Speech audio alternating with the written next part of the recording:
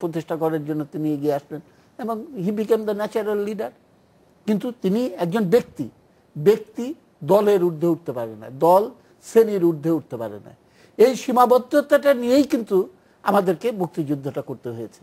কিন্তু সেই যে নির্ভরশীলতার ধারা, সেই ধারা থেকে কিন্তু আমরা খুব কঠিন এবং কেবলমাত্র 90-এর দশকে গর্বাচভের ইত্যাদি ঘটনা, সোভিয়েত ইউনিয়নের পতনের পর কমিউনিস্ট পার্টিতে কেউ যখন বেরিয়ে যাওয়ার পরে আমরা যারা এখন পার্টি করছি, আমরা তখন থেকেই সিদ্ধান্ত নিয়েছি যে এই যে আমাদের ধারাবাহিকভাবে এক ধরনের নির্ভরশীলতার ঝোঁক এবং নিজের স্বাধীন অবস্থান থেকে আমরা অগ্রসর হব, এই জায়গাটা অ্যাবান্ডন করেছিলাম, এইটা আমাদের কারেক্ট করতে হবে এবং আমরা চেষ্টা করছি।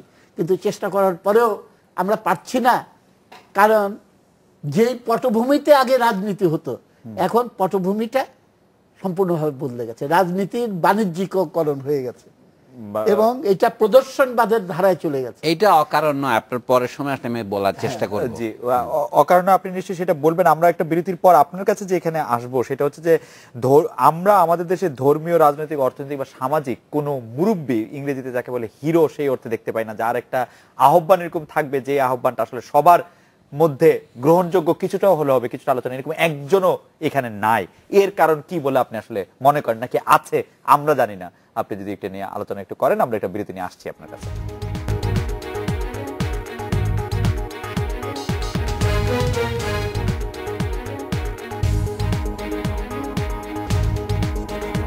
ফিরলাম আজকের বাংলাদেশে। ডক্টর সলিমুল্লাহ খান, আপনার কাছে জানতে চাইছিলাম যে আমাদের মধ্যে আসলে সেই অর্থে মুরব্বী সমাজের কোনো বা রাষ্ট্রের কোনো জায়গাতেই নাই কেন, জাতির কোনো অবস্থা থেকে নাই কেন? আপনি ধানের মাঠের দিকে তাকিয়ে দেখেছেন? সবুজ চারা যখন বাতাসে হিল্লোলিত হয়, ধানের চারা যে বাড়ছে, এটা তুমি খালি চোখে দেখতে পান না, কিন্তু 2 মাস পরে যান, ও ধান পেকে যায়। গ্রোথ কি করে হয় সেটা সব বোঝা। আমাদের সমাজে কি পরিবর্তন হচ্ছে না? হচ্ছে।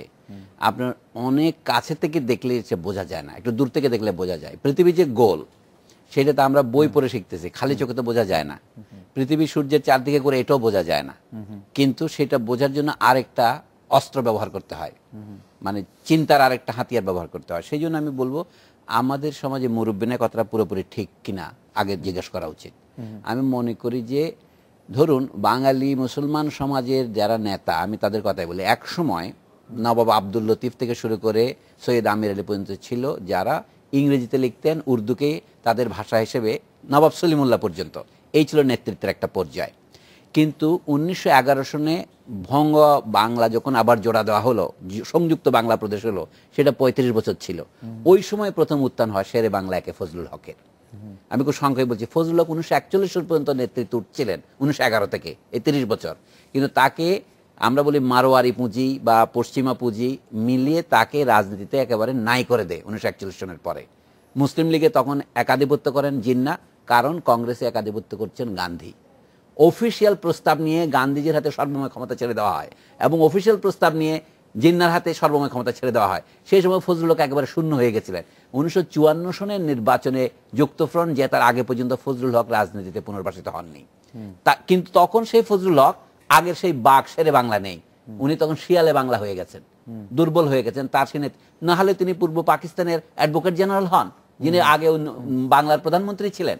অনেক সমস্যা আছে। এই জন্য বলছি কি, ফজলুল হকের নেতৃত্বের ইতিহাসটা দেখলেই বোঝা যায়।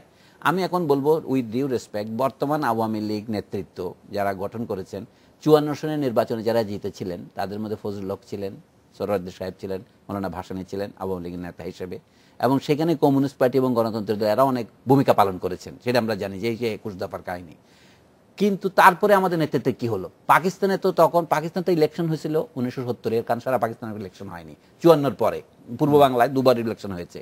দেখা যায় পূর্ব বাংলার মানুষের একটা বৈশিষ্ট্যের কথা আপনাকে বলি, 1937 সনের পরের থেকেই প্রত্যেকটা নির্বাচনে বাংলাদেশের পূর্ব বাংলার এই মানে ভোটার গোষ্ঠী শতকরা 99টা ভোট যে পক্ষে দিয়েছে সেই পক্ষে দিয়েছে।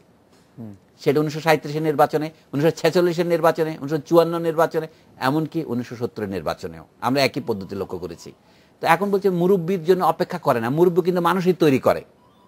বাংলাদেশ স্বাধীন হওয়ার পরপরই আমরা দেখলাম আমাদের প্রধান মুরব্বী হয়েছিলেন শেখ মুজিবুর রহমান, এবং তারও বয়োজ্যেষ্ঠ এবং তারই নেতা ছিলেন একসময় মৌলানা ভাসানী। এরপরে আপনি বলছেন নেতৃত্বের প্যাটার্ন যে বদলে গেছে, কাঠামো বদলেছে, সেটাই বলছি। এখন সমাজের হিরো কি? 70 দশকের শেষের দিকে আমরা দেখলাম কি, জিয়াউর রহমান সাহেব মারা যাওয়ার সময় তার বয়স হয়েছে 45 বছর, লক্ষ্য করেন। তো মুক্তিযুদ্ধের সময় তার বয়স কত ছিল? তার বয়স ছিল 35 বছর। এখন তখন সামাজিক হিরো হিসেবে একটা নতুন জেনারেশন আসলো। একদিন আমি বিচিত্রা পত্রিকার প্রচ্ছদে দেখলাম একজন লুঙ্গি পরা ডাক্তার ধান রোপণ করছেন, ডাক্তার জাফরুল্লাহ চৌধুরী। এই যে সমাজে নতুন ধরনের হিরো উদ্ভব হতে শুরু করলো, এনজিও জিনিসটাকে আগে ছিল 70 থেকে। এই জন্য বলছি এখন নেতৃত্বের ধরন বদলেছে, সামাজিক নেতৃত্ব। তারা কি আমাদের হিরো আর আছেন বা হিরো আর থাকেন? তার মানে হচ্ছে কি হিরোর কনসেপ্টটা বদলে গেছে। আগের যে হিরো এক এক সময় নবী আসতো, কিন্তু একটা সময় পর আর নবী আসবে না। এক এক সময় কবিরা সমাজে মর্যাদা পেয়েছে, আমাদের সমাজে কবিতার মর্যাদা আছে এখন? লক্ষ্য করেন রবীন্দ্রনাথ ঠাকুর এবং নজরুল ইসলামকে যেরকম সম্মান এবং সম্ভ্রমের সাথে আমরা দেখি, অন্য কোনো কবিদের কিভাবে দেখি?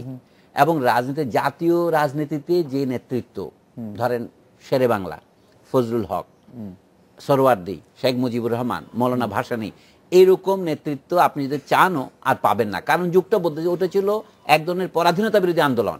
এখন আমাদের মধ্যে দরকার কি? এখন আমাদের নেতৃত্ব হবে অনেকটা আম আদমি পার্টি টাইপের নেতৃত্ব হবে। আচ্ছা, আমি এই ব্যাপারে জনাব মুজাহিদুল ইসলাম সেলিম আপনাকে শুনতে চাই যে আমরা আসলে মানে হিরো দেখছি কিনা, আছে কিনা, না থাকলে কেন নাই? না, যেগুলো কথা সলিমুল্লাহ খান বললো সেটার সঙ্গে আমি সম্পূর্ণ একমত, কিন্তু আমি বিষয়টা আরেকটা সাইড বলতে চাই। সম্ভবত আমাদের যে সামন্তবাদী সমাজের যে উত্তরাধিকার আমরা ধারণ করে চলেছি, সেইটার কতগুলো উপাদান আমাদের মানসিক গঠনের ভেতরে, বাঙালি মানসিক গঠনের ভেতরে রয়ে গেছে। এবং সেইটার ভেতরে সবসময় একটা চিন্তা হলো যে আমি কোন জমিদারের অধীনে, আমি কোন রাজার অধীনে, আমার রাজা বড় না তোমার রাজা বড়। সবসময় কিন্তু আমরা এরকম পার্সোনালাইজ করে আমরা চিন্তা করি।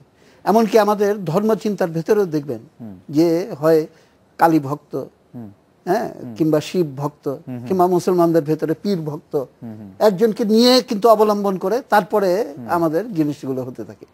এখন সেইটা আমরা সম্পূর্ণ পরিত্যাগ করে আধুনিক মডার্ন যুগে আমরা আসতে পারিনি, এবং মডার্ন হিরো যেইভাবে হওয়া উচিত সেটা আমরা করতে পারিনি। অন্যদিকে আমাদের এখানে এইটার অবশেষটা শেষ করার আগেই মনোজগতে কিন্তু আধুনিক পুঁজিবাদের যে কর্পোরেট কালচার, অর্থাৎ chief executive officer, hire and fire, এবং একজন ভালো চিফ এক্সিকিউটিভ অফিসার না থাকলে কোম্পানি ভালো করে চলবে না। সুতরাং আমাদের রাষ্ট্র পরিচালনার জন্য আমাদের একটা চিফ এক্সিকিউটিভ অফিসার দরকার, আমাদের দল পরিচালনা করার জন্য একজন সুপ্রিমো দরকার।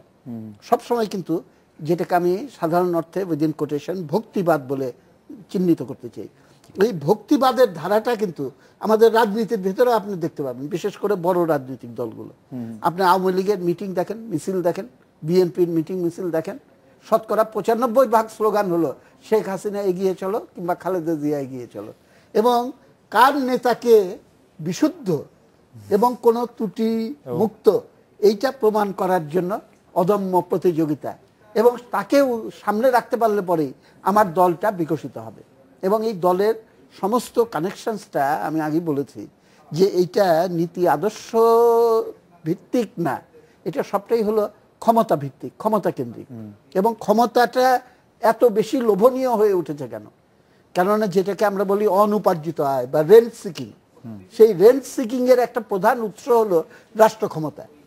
এবং সেইটাকে যদি আমরা একটা কেক মনে করি, রুটির টুকরা মনে করি, সেই রুটির টুকরাটা আমি পাবো না তুমি পাবে, এইটা নিয়ে হলো দ্বন্দ্ব। আওয়ামী লীগ আর বিএনপির ভেতরে দ্বন্দ্ব, কিংবা বিএনপি 1 বছর তো কোনো আন্দোলন করে নাই, তা এতগুলো ছাত্রলীগের 46 জন মারা গেল কেন? নিজেদের ভেতরে কোন দল, কি নিয়ে কোন দল, টেন্ডারবাজি, চাঁদাবাজি, এটা নিয়ে কোন দল? তো সমস্ত রাজনীতি এবং রাষ্ট্র ক্ষমতা কেন্দ্রিক রাজনীতির বিবেচনাটা আজকে কিন্তু আবর্তিত হচ্ছে লুটপাটের ভাগবাটোয়ারা। এইটাকে প্রধানত আমি একমাত্র বলবো না, প্রধানত এইটাকে কেন্দ্র করে হচ্ছে, যার ফলে আমরা রাজনীতির ভেতরে যে রুগ্নতা, অসুস্থতা